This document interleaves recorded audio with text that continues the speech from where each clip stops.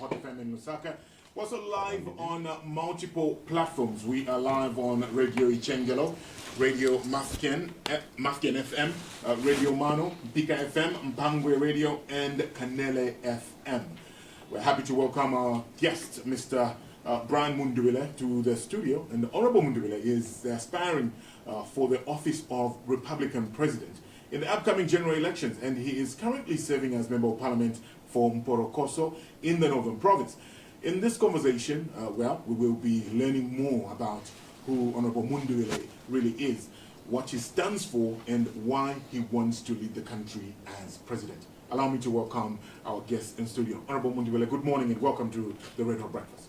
Thank you very much. It's a good morning to you and a good morning to all the listeners.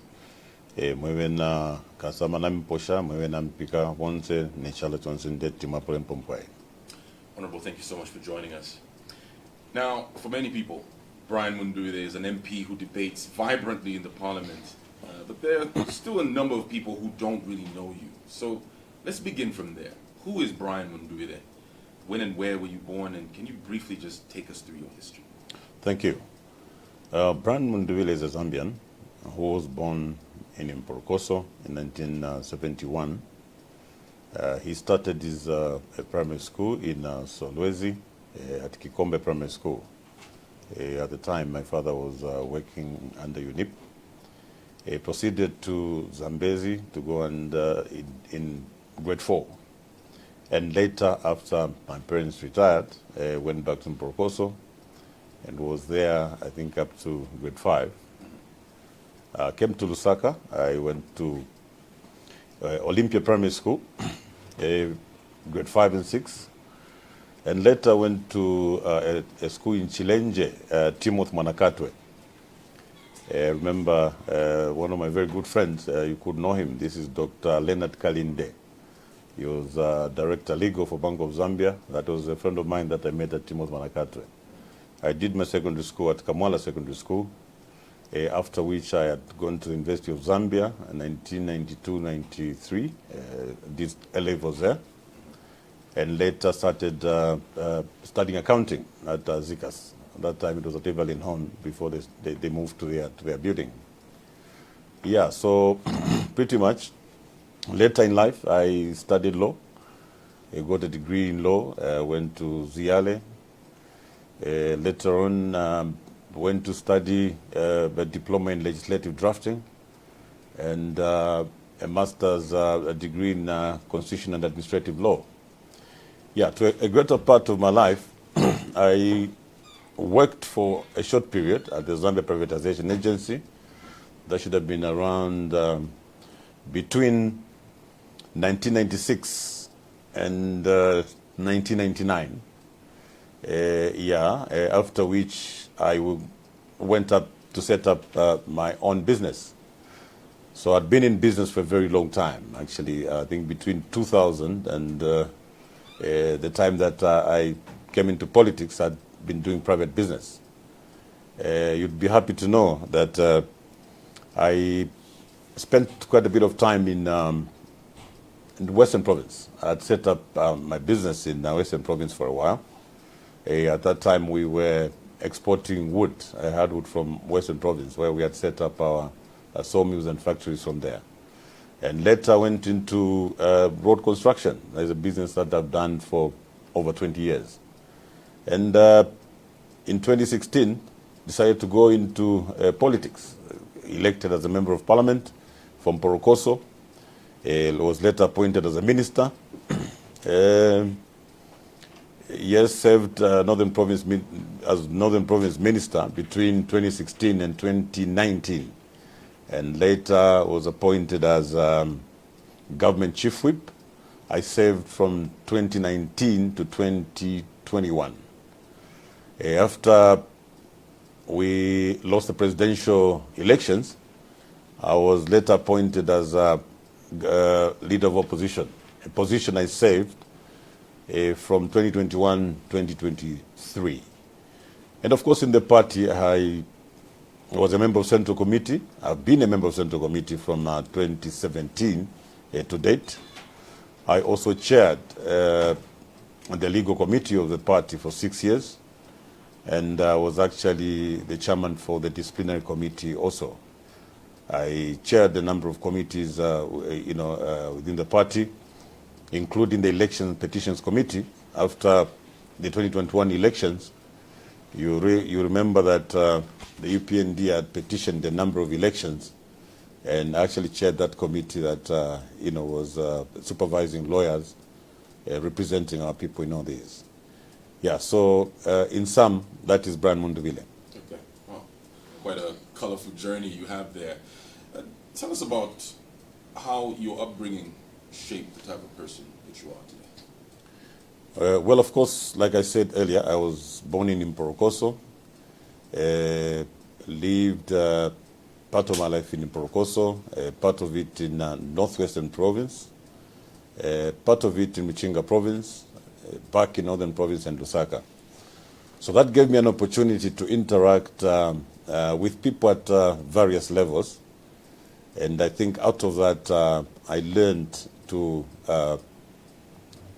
love. I learned to give. As you know, I want to give you an example. Mporokoso is a rural part of the country. And the people in that part of the country, most of them are vulnerable. Most of them are poor. And living there taught me something, taught me the real life situations, what people go through in life. And I think that opportunity has helped me in politics, because I really know what it means to live in a village and what people in those areas do go through. I was able to contrast between a life in a village, where this old woman would wake up in the morning, walk so many kilometers to her small garden to go and cultivate her garden, maybe walk down to pick up firewood for energy source at home, maybe in the process go collect mushroom, as it were. I mean, this is the life that I saw. I saw what people go through just to make ends meet, as it were. Yeah, so that has shaped the way I look at people generally. And I think for my politics, it's been very helpful in that even as I plan to help people, I know to what level one should go. I know how far or how vulnerable people living in certain communities really are. Yeah. So if I went to Mporokoso and I picked anyone from there and asked them what kind of person you are, what would they tell?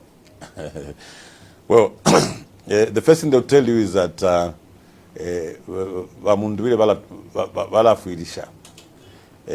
the story really is that because I'd lived there in the very early years, even before I became an MP, I began to do certain projects within Mporokoso. At that time, I want to tell you that I didn't even have interest to stand as a politician.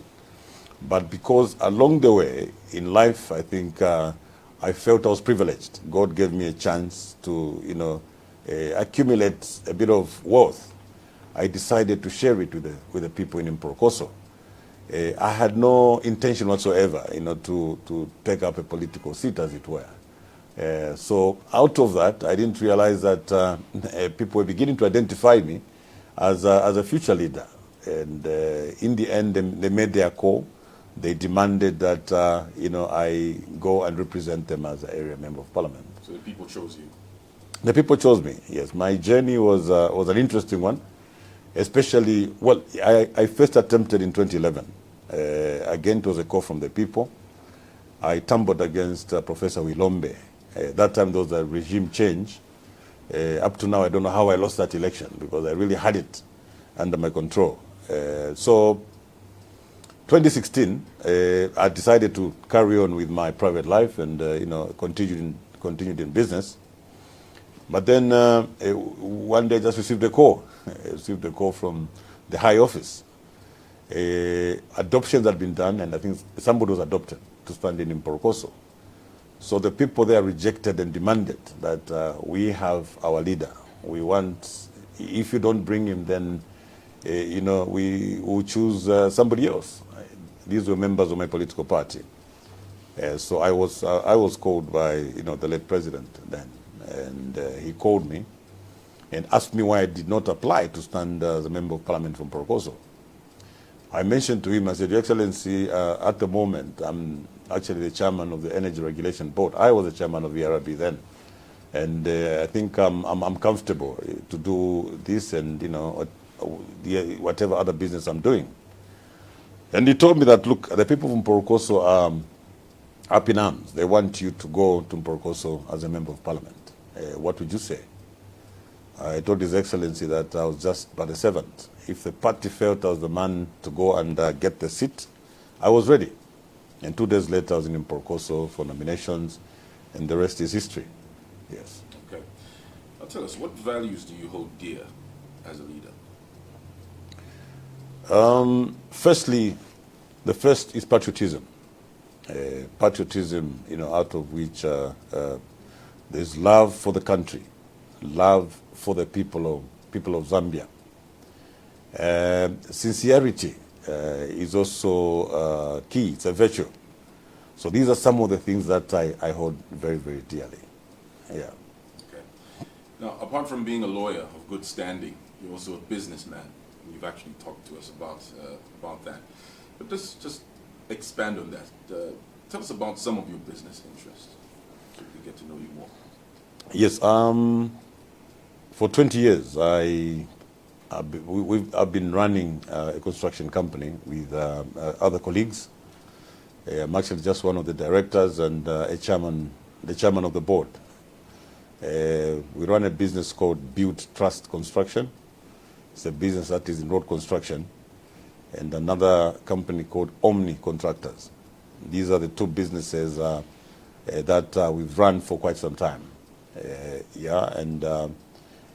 was a very interesting journey in that we started these businesses as very small businesses, and we were able to grow them to a level where we started competing with very big Chinese companies and undertaking very big government projects.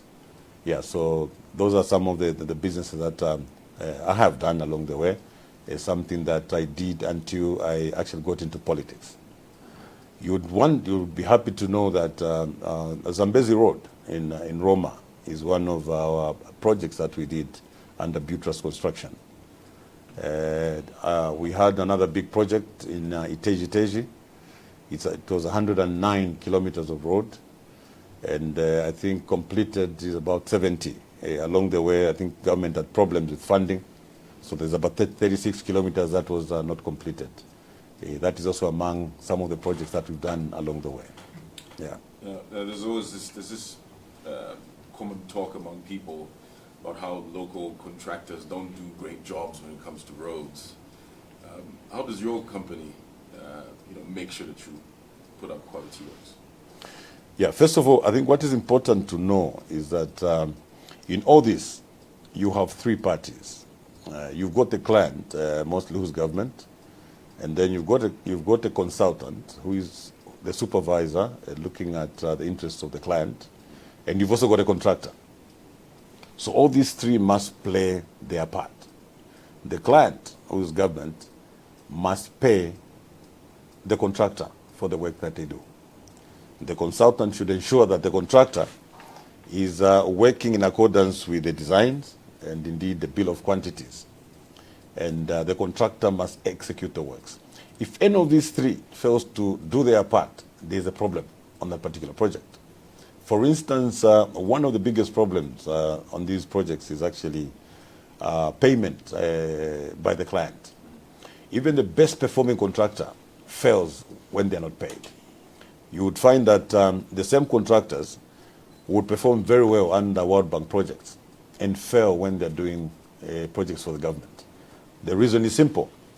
When payments are made timely and the consultant is doing their work, contractors rarely fail. Remember that before these contracts are awarded, contractors are assessed for capacity to execute these works. So if a contractor is supported, especially with payments, it's very, very difficult. It's very rare that a contractor would fail.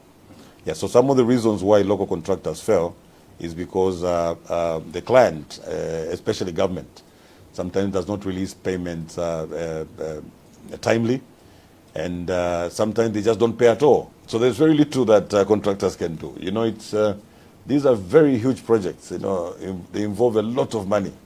Any delay, you know, their salaries alone, monthly salaries, run in millions. You know what I mean? 2-3 months later, of a contractor not being paid, and workers, he owes workers who have done no work, you know, because he had no money for fuel and other materials.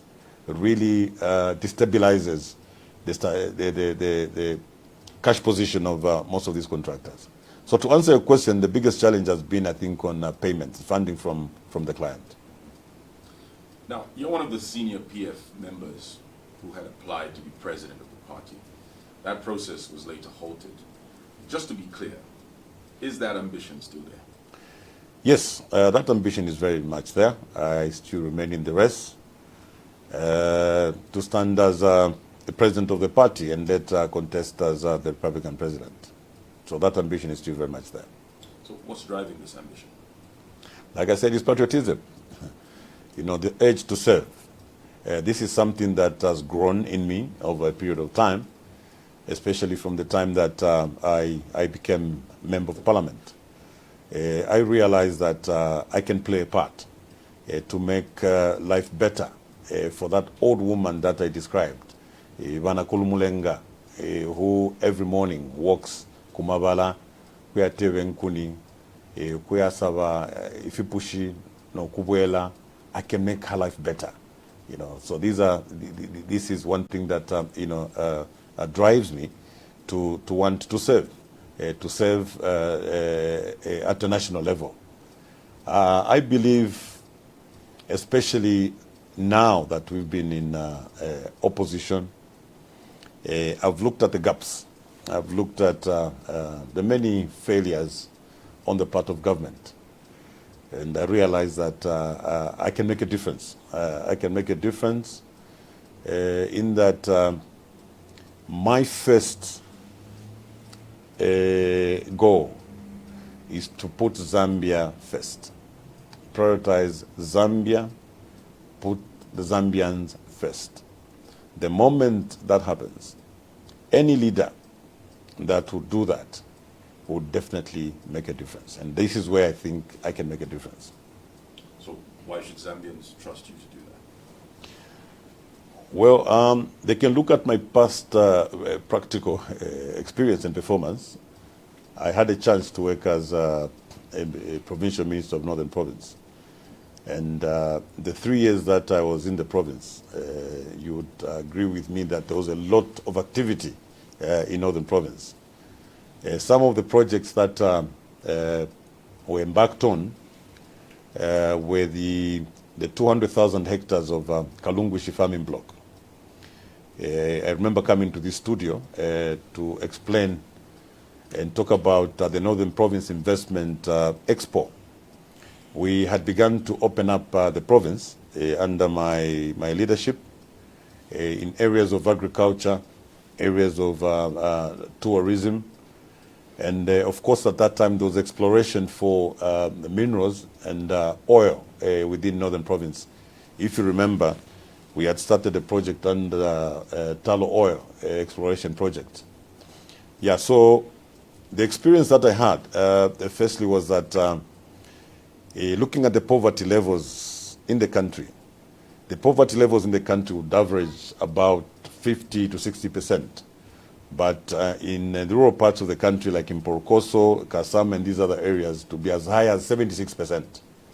So whatever you do, you needed to find solutions to lower the poverty levels. Many efforts have been made, but you see that there's been no reduction in poverty levels. So the only way we would want to fight poverty in those areas by creating employment. We need to create sustainable employment to be able to reduce poverty. Now, to create employment in areas like the rural parts of the country, let's start from there, because you asked me how, why people should trust me. We began with Northern Province. The idea was we picked the agriculture sector because we had comparative advantages in that sector, in that the rain pattern there is good, and we have a lot of water in Northern Province and arable land. So we isolated 200,000 hectares of land and began to look for investments in that particular area. So government was to put up road infrastructure, communication infrastructure, and other backbone infrastructure. We had interest expressed from investors in China who wanted to come and put up some funds within the farming block. And when they submitted their proposal was that they would employ up to 45,000 people within that farming block. So already, just at that, we would have resolved the challenge of unemployment in Northern Province. We didn't stop there.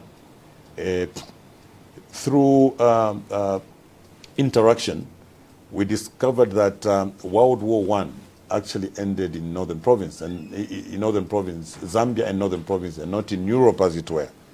I think you remember that we started a campaign. It was a very serious campaign where we were to rewrite world history. You can imagine for over 100 years, the whole world believed that World War I ended in Europe. When we discovered it ended in Zambia, we started a campaign to rewrite history. I remember talking to President Lungu about it. When I mentioned, he asked me, he said, "Are you sure you want to do this? This is a big challenge. You know, are you sure they're going to, the Germans will agree with you, the British will agree with you?" I said, "Your Excellency, I believe in trying. I'm inspired by impossibilities. I think this is one assignment that I want to take on." We did that. We managed to bring people from all over the world. But most importantly, we managed to convince the British government. They sent two generals from the British Army. They came to that event in Imbala and actually admitted that World War I actually ended in Imbala. We also managed to trace the grandson for the general who fired the last shot in World War I. He also came to Mbala, to come and give his side of the story. Now, this was all important to open up the province in tourism, open up the province in agriculture, and many other sectors, so that we can promote investment that will later create employment, and employment that would reduce poverty. So we have some practical experience, past performance at provincial level. Remember that when you run a province, you are running a small country, as it were, because the problems that would happen in one province could be repeat in other provinces. So it's only the scale that increases when you go at a national level. Yeah. Okay. If you just tuned in, this is a special program. We're speaking to Honorable Brian Mundubile here on the Red Hot Breakfast on Hot FM. We're also live on Radio Ichengelo, Mafken FM, Radio Mano, Pika FM, Mpangwe Radio, and Kanele FM. Good morning to you from wherever you are tuned in from. Now, Honorable, you worked with late Presidents Michael Sata and Galungu. Do you have any fond recollections of your times together? How would you say the leadership styles of the two presidents rubbed off? I wouldn't say I worked closely with President Sata, but of course very closely with President Lungu. But looking at President Sata, one thing that I remember I think was the patriotism, his love for Zambia. He, in his campaigns, he was very, very clear before he took over government. He talked about reducing poverty and vulnerability in society. When he was traversing the country, his famous story was that when we come to power, we're going to open up the country. He talked about healthcare, for instance. He would say things like, we'll make sure that there's a health facility within 10 kilometers of every settlement. And for sure, when he came into power, he made sure that he began to open the country. The whole country became a construction site. He knew that if the country was opened up by building and constructing trunk roads between provinces, roads between districts. The potential that lies in these areas would then be realized. And the 3 years that he was in power, he was in government, we saw him start a number of projects, including the Link Zambia 8000. This is something that President Lungu picked on and ensured that he carried on with the vision of President Sata. Yeah, so the memories of President Lungu, who had appointed me as minister, he was a very unique man. You know, he's a man that believed in his ministers. The reason that most of his ministers performed, I think he took his time when making appointments. He appointed people on merit and believed that they would perform in the areas of their responsibility. Why do I say so? I say so because he gave us a lot of room. And I think because we had room, we were able to perform. I just gave you an example of the Tourism and Investment Expo that we had in 2018. That was the biggest expo, provincial expo ever held, you know, in the country. We were only able to do that because he gave us room and allowed us to work and bring in fresh ideas, as it were. Yeah, so he's a man that believed in fairness, reconciliation, and you know, above all, hard work. He was very, very structured in his approach to development. I remember many times that he would run us through the 7th National Development Plan, telling us that whatever we did, we should make sure that we did it within the proposals that would come up with for development should be within what was contained in the 7th National Development Plan, which I think, if I remember, had you know, 5 different pillars. So he was able to guide us through that as provinces, we needed to compete. As provinces, we needed to run provinces like they do in federal governments. That way, out of competition, we were going to realize value and the potential that lies in respective provinces, taking advantage of the comparative advantages between provinces, as it were. So you saw that Northern Province and Luapula Province actually worked hand in hand. Of course, we're competing. Niswan Chilango and myself, he would have his expo, the next was Northern Province, and so on. But through that, I think we were able to bring development to our people, which development I think that the current government has not taken advantage of. We opened up the country, we exposed the areas, but I think that the current government has not really taken advantage of that. Yeah. How did the passing of former President Lungu affect you personally? It was a big blow. It was a big blow because after President Lungu lost elections in 2021, and of course appointed me as leader of opposition, I even became closer to him because I had to report to him from time to time the happenings in Parliament, and because the first 3 years after we lost power, I was still the chairman for legal. I would also, you know, be at his house to report on various matters affecting the party. Yeah, so he continued to be a father figure, like an older brother. You would want to know that he was very good with communication. And President Lungu, if you haven't chatted for 3 days, you'd find a text, and so on. And he always had a way of offering advice on certain things.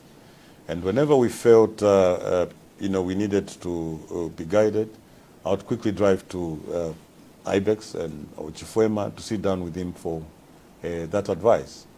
So his death is indeed a big blow to this country.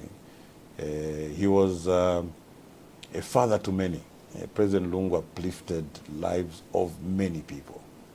During his presidency, I remember in the province, when he comes, he actually knew most of the people by name, even had their numbers. You know, these are old men that maybe interacted with before. He always found time. He would tell you, Minister, nga bakapoka bali kwisa baminister nga bachimba bali kwisa bayona. Please make time. Can you find time to bring them? I would like to interact with them. And because he was able to go to that level, he appreciated challenges people would have, people in disadvantaged communities. And sometimes when he came back to Lusaka, you found that you would receive help on behalf of the people that he had earlier met in those areas and so on. Yeah, so the people of Northern Province, the people of Zambia, who miss Edgar Chagwa Lungu for who he was and the love that he showed to the country, the care that indeed gave to all of us. So I remember him with fond memories. How do you feel that he's still unburied till now? Very, very unfortunate. And we've continued to call upon the UPND government. We all have our time to live and time to die. I think what is important is always to think of how the Lungu family, or what they're going through now.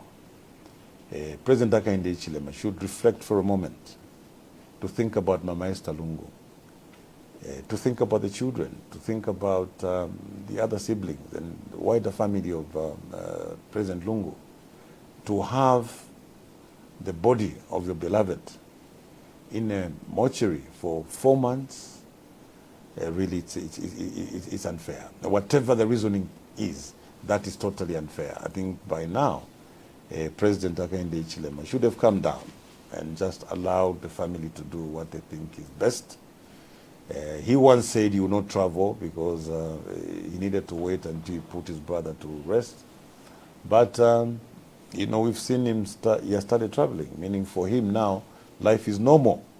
Why can't he also make sure and see to it that life is also normal for the Lungu family? Yeah, so I think we feel very bad. I feel very, very bad that this is, the state of affairs. I expect the President Hakainde Hichilema to equally feel bad, especially that he's in that position. He needed to feel for his brother's family. And I can only appeal to him that really I think it has taken far too long. He needed to reconsider his position and just allow the family to do what they think is best for their beloved. All right, we have Honorable Brian Mundubile with us here on the Red Hot Breakfast on Hot FM. We're also live on Radio Ichengelo, Mafken FM, Radio Mano, Pika FM, Pangwe Radio, and Kanene FM as well. Now, you're still a member of the Patriotic Front, but it's clear that the opposition in Zambia is currently facing a number of challenges. With you wanting to run as president, have you taken a moment or a step back to fully comprehend the magnitude of the task ahead? Yes, I have. I have done that, like I said earlier. I think what motivates my ambition is patriotism. Today, if you look at how the country is being governed, the Zambians out there, the people of Zambia are suffering. The people that relied on the promises that President Hakainde Hichilema and UPND made are today suffering.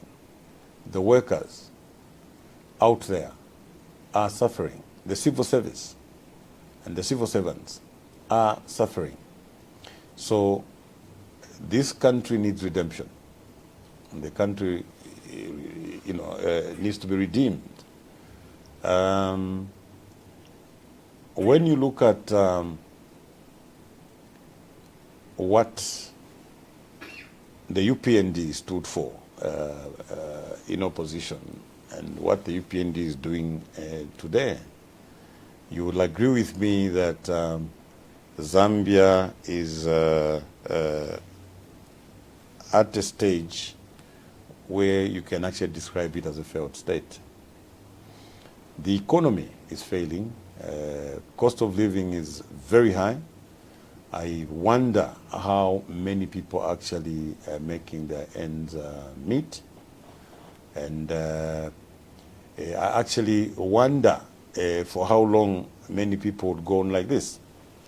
Yeah, so in discussing that, I would not discuss that away from maybe what was promised to the Zambian people and what the expectations were.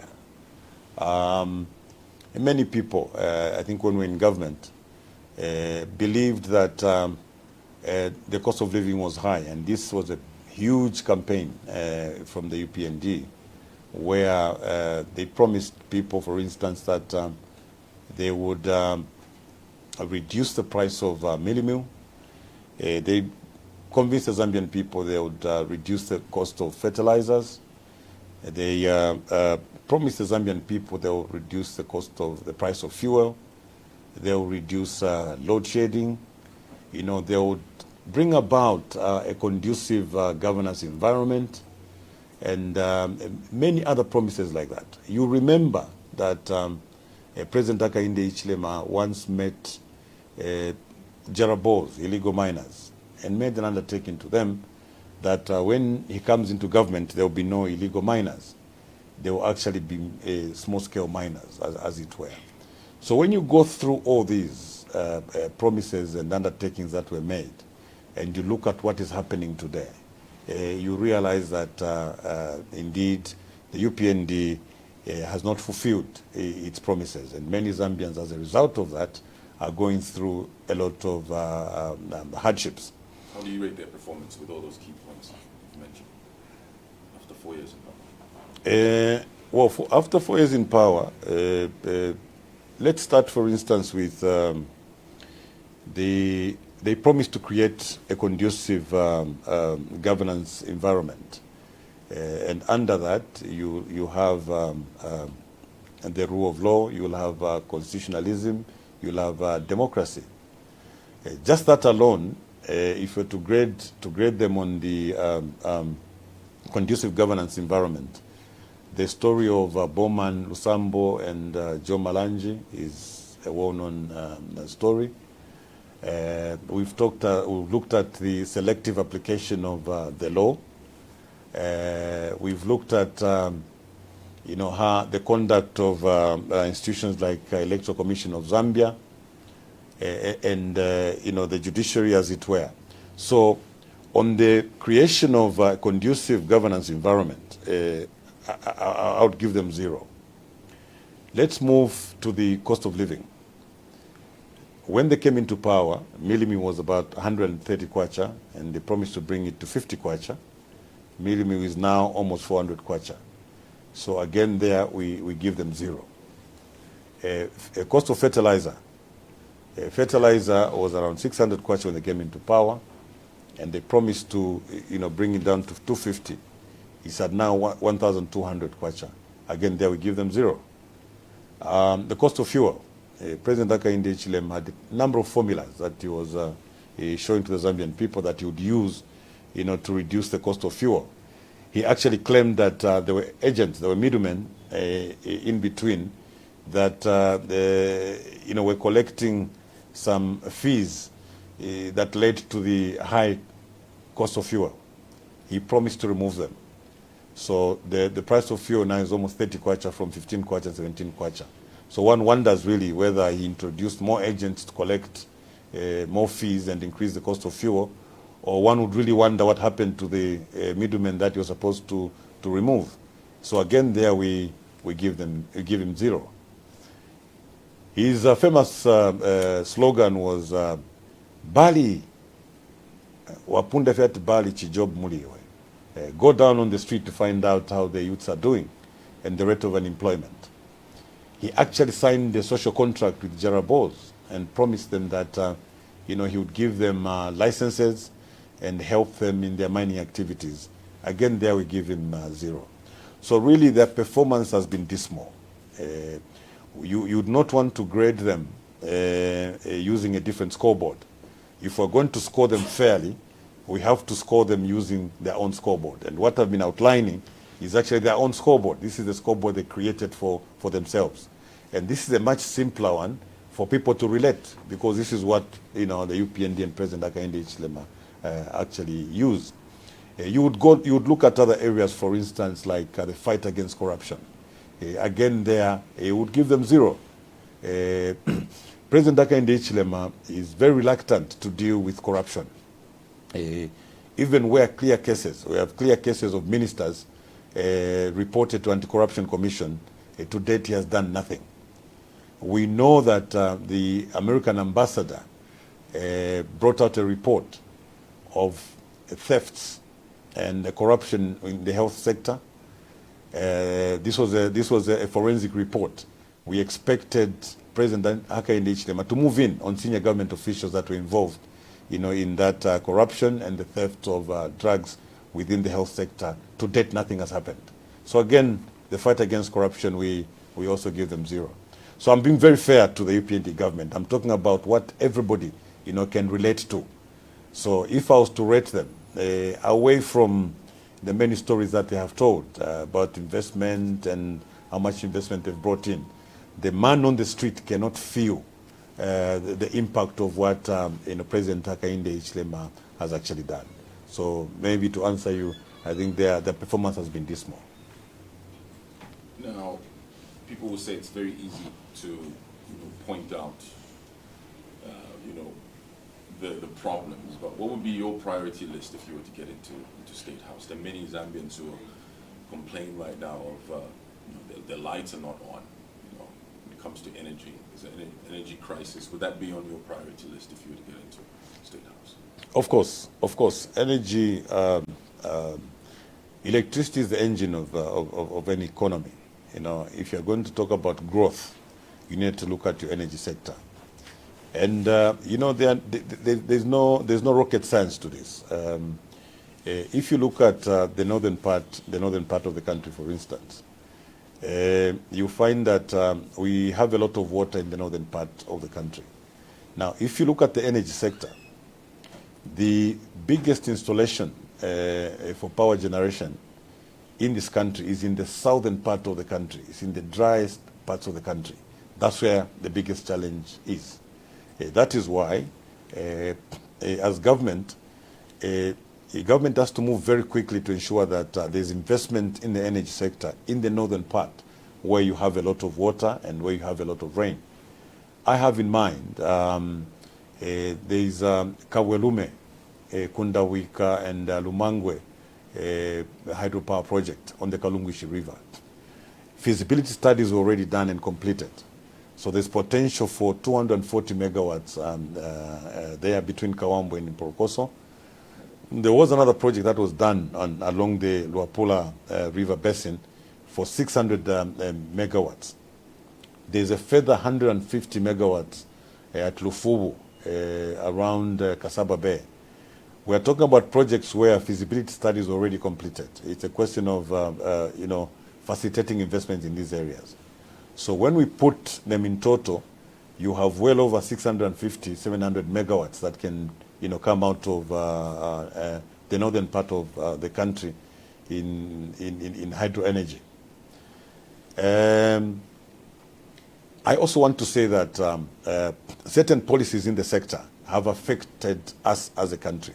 I know that many people believe we're going through what we're going through because of the drought. The answer is yes and no. The government needed to be cautious. I remember that even before we had the drought, if you go to the Hansard at Parliament, you find that we debated on the floor of the House and discouraged government from exporting power. So the biggest challenge that we find ourselves in is that government was very quick to export power. So because we were exporting power, we actually used water. We overutilized the water and found ourselves in problems when we were struck by that drought. If you look at the Ministry of Environment and Meteorological Departments, they had actually projected that almost every 4 years we would be having drought. So the drought that we experienced was actually expected. would therefore have expected that government should have been a bit more prudent in using water in Kariba, because it was expected that the years to come we're going to experience drought. Had we been prudent in the usage of water, the impact would have been minimal. Would have been experiencing maybe drought of, load shedding of up to 4 hours thereabout. Yeah, but because government was in a hurry to export power, for what reason we do not know. This is why we've had the worst impact in terms of load shedding, as it were. So in addition to investments and in the energy sector, especially in the northern part of the country, I think that what we have so far is installed capacity of about 3,800 megawatts. And what we are consuming is just slightly over 2,000. So there's actually excess of over 1,000 megawatts, as it were. So this put together can definitely stabilize the economy and indeed the energy sector. So if you look at also the low-hanging fruits for us as a country, I think what we have in abundance is arable land. I was just listening to a colleague of mine with the statistics the other day, where he mentioned that our arable land is actually up to 4 million hectares, 40 million hectares out of 75 million hectares of land. So it means that agriculture comes naturally to this country, and especially that even the poorest of the poor are able to participate in this particular sector. What is needed is the scale at which this agriculture will be done. Like I said earlier, in the northern part of the country, and every province, a minimum of 100,000 hectares of farming block were created. The idea was to come up with industrial parks or agricultural parks where anchor farmers would offer support or would offer outgrower schemes to farmers within that locality, and also create employment in value addition projects, as it were. So agriculture is top on the list in terms of priorities. Remember, the energy sector is just to drive most of this activity, but the actual economy be anchored on agriculture and mining. Mining on one hand, agriculture on the other. I started with agriculture because this is something that is easy for most of our people to participate in. When you earlier asked me what drives my ambition, I told you it was about patriotism and the love for Zambia and the love for the Zambian people.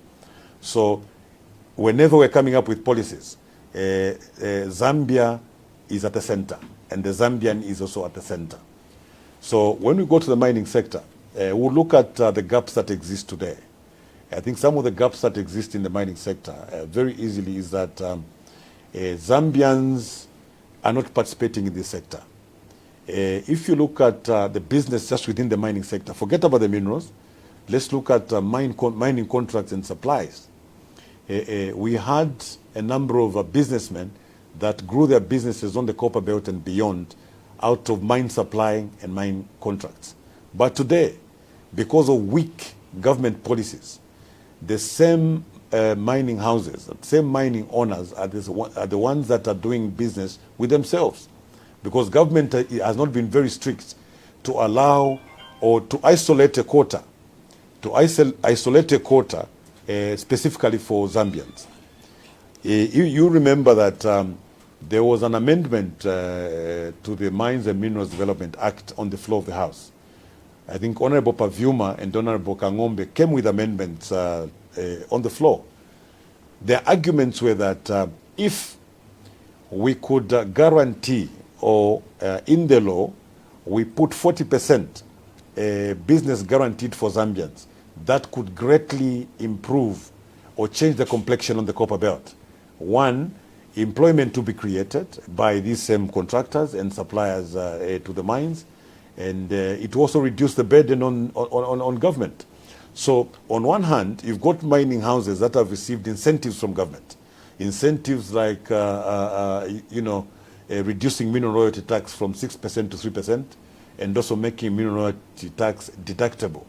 And on the other hand, there are no measures to ensure that they give some business to the Zambians.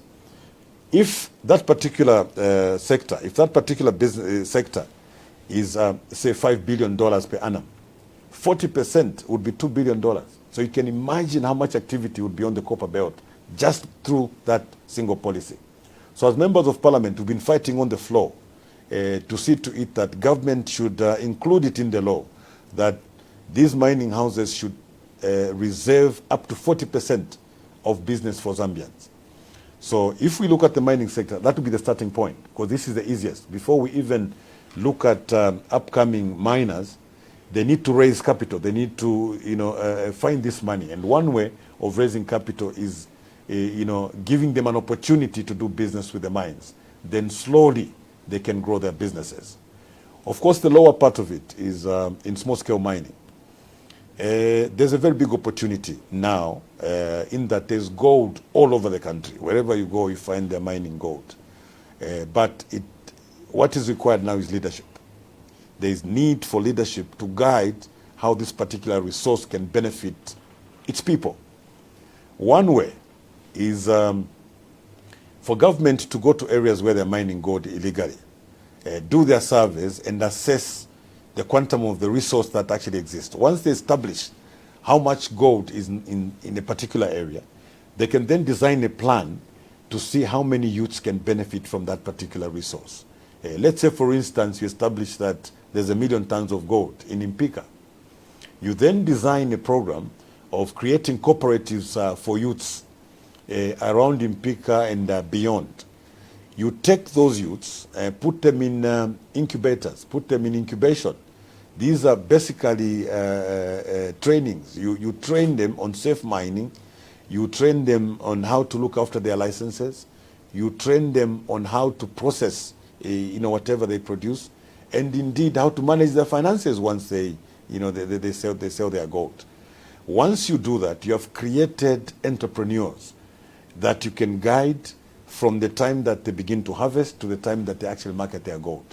Meaning that through backward and forward integration, you've got support through the Ministry of Mines, and you've also got aggregators who are going to take over the minerals that they produce. So you would have tackled mining at the lowest level and also attended to medium and small-scale entrepreneurs being suppliers to the mines at that. And then, of course, later, you are looking at Zambians themselves being able to run these mines. There's nothing difficult. I want to tell you that in the 80s, 70s, and 80s, the people that were running all these mines were actually Zambians, from the CEO coming downwards. So we can't say that today we can fail to find mining engineers to run these mines.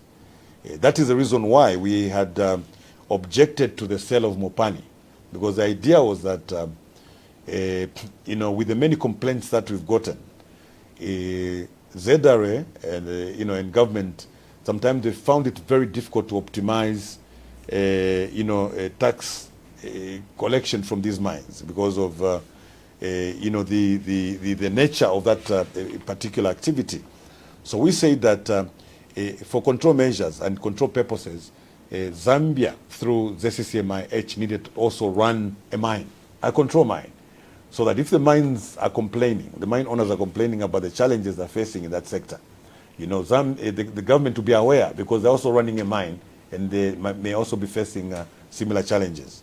So we didn't really support the sale of the Mopani. It was a big blow. That mine was a Zambian mine. It needed to be run by Zambians, and that's where we would have maximized return from that particular sector. Yeah, so to answer your question, I think we're looking at, the priorities. So the top priority was agriculture. I think the next one was mines. Of course, tourism comes in naturally. It's a question of realigning policies that would benefit Zambians and also encourage investment at a local level. Okay. Let's get the people involved. If you'd like to ask a question or give us a contribution, feel free to call us now, 0974-870-877. We have Honorable Brian Mundubile with us here on the Red Hot Breakfast on Hot FM. We're also live on Radio Mafken FM, Radio Mano, Mpika FM, Mpangwe Radio, and Kanele FM as well. Call us now. Hello, good morning. Hello, good morning. free to give us a call if you have a question or a contribution. Hello, good morning. Good morning, Mr. Morning. Honorable Mundubile, good morning. Good morning to you. Dr. Brown from Mundubile. Please go ahead, Dr. Proud. The whole European is listening to the Congress President. I've got two questions. One question will go to this challenge of cancer hospital, which is not working. If you are you, that harm, or you are thinking from health, how do you refer it? Dr. Proud, just stick to one question, by the way. Just one question. You only allowed one question. Yes, that's one question. Okay. I'm And saying, if you are you, as a minister, we want to follow up on your project. How do you bring it? Because there's an analysis using that cancer will do $100. And when you come from no one, if we promise more money, people say we are just okay, Dr. Proud, I think we got your question. Thank you very much for your call. Let's pick up another call. Remember, you're only restricted to one question. Call us now. Hello, good morning. money. Good morning. What's your name? This is DJ Kuba. Said your name is? DJ Kuba. BJ Kuba. Okay. Please go ahead. We have Honorable Brian Mundubile with us here. Honorable, good morning, sir. Good morning to you, DJ Kuba. Yeah, very good explanations you're giving.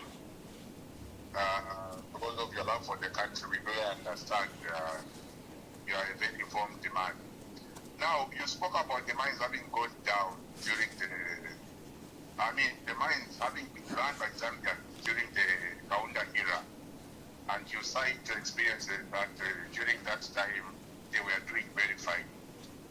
But maybe we might have been very young by that record. What we know is copper prices during that period were very favorable and very high. So, having been run by Zambia, don't you think that the reason why they went down in the first place was because they were localized? And you know the expense that goes with running a mine. Zambians do not have capital. Mopani right now is revamped, contractors being paid. Okay, and BJ Kuba. production, I think going high. the Honorable's gotten your Honorable, question. I'm winding up. Mhm. I'm winding up. Please. If you were to be mines minister today, Honorable Mundubile, what would you rather do different from what the current government is doing? Thank you so much. All right, thank you so much for your call. All right, we'll take those two and you can go ahead and respond. We have Dr. Proud and BJ Kuba there. Yes, Dr. Proud, I'm happy that the UPND, including His Excellency the President, is listening. Just a bit of history, by way of background, Dr. Proud. You will agree with me that under the PF, we prioritized the health sector. You know that we were able to build up to 650 health posts right across the country. We were able to build 50 district hospitals across the country. We were able to build 47 mini hospitals right across the country, and I think about 4 specialized hospitals. So in terms of the healthcare, it's very important that even as you talk about the cancer hospital, what is needed now is to decentralize, in some of these specialized hospitals. They should not only exist in Lusaka, but also in other parts to make it easy for our people. I have in mind, if you go to Luwingu, you are going to find Bangweulu Referral Hospital that was started during our time. The idea there was to have all these cancer hospitals and many other specialized hospitals housed within that hospital. So what is needed going forward is to ensure that the big hospitals or specialized hospitals are not only centered in Lusaka or the Copper Belt, but be taken to areas where our people can get help. DJ Kuba, yes, actually when you look at the time the mines went down, the mines went down when the copper prices dipped, when the copper prices actually went low. I think there was a change of there were changes, especially in technology and so on. We saw that the demand for copper and many of our minerals had gone down. That is the reason why those mines collapsed. This is true because even to sell those mines became a challenge. They were not attractive. They were not attractive because the copper prices were low. But where we are now, we are at a point where the demand for our minerals, especially copper and cobalt, is very, very high. So this is the time when we're supposed to have maximized a benefit from these mines, for our people. To merely rely on taxation, from these mines and or at the same time give a lot of incentives to these mines at a time when the prices are so high, I think is not these are not very good policies. When you listen to Minister of Finance, for instance, he basically wants to lay a red carpet for these investors to come. He's forgetting that people mine in Congo. In Eastern Congo, there's war, but there are mines going on there. People are mining in Afghanistan. And yet here, my big brother, Comrade Musogotwane, is busy giving away incentives and losing government revenue in order to encourage investments. If you remember, DJ Kuba, in 2021, when the EPND came into power, they were very quick. I mean, they got in September, and by 30th of October, when the minister was giving his budget speech, he had already given away incentives to the mining sector. We actually wondered what time he had to understand and study the challenges that were being faced in this particular sector. That's the time that he reduced mineral royalty tax from 6% to 3%, and that is the time that he had actually made mineral royalty tax deductible. His argument at the time was that he was trying to encourage investment in the mining sector, and that they will be able to ramp up production from about 800 or 600,000 metric tons to 3 million tons by 2031. We argued with him as members of parliament. We wondered why he did not stagger, those particular incentives, or he did not tie them to certain key outputs. We said you just can't give incentives wholesomely. Why don't you tie some performance to that? For instance, investments up to certain level that attract other incentives. So where we are sitting today, this is almost 5 years later. Production is still around 800,000 tons. The president is hoping that we'll get to 1 million tons. Now, if the improvement has only been up to 200,000 metric tons, I think it's time that the Minister of Finance actually reviewed his targets downwards. Instead of looking at 3 million tons in 2031, maybe he should look at 1.5 million tons downwards, as it were. Because I think that's what is practical. If we continue thinking about 3 million tons, we've already gauged the performance of the mines for the past 5 years. And I don't think there will be any miracle that will be performed between now and 2031. So what am I trying to drive at? I'm saying if these incentives were based on these mines producing up to 3 million tons by 2031, and from the look of things, we may only go up to 1.5 million tons. Government might as well look at re-looking at these incentives, because we don't think we've benefited much from the incentives that we gave out. Okay. Well, Honorable Brian Mundubile, it's been a pleasure speaking to you today. Thank you so much for joining us. Thank you. Thank you very much. It's a pleasure. All right. Well, we've been speaking to Honorable Brian Mundubile here on the Red Hot Breakfast on Hot FM. We've also been live across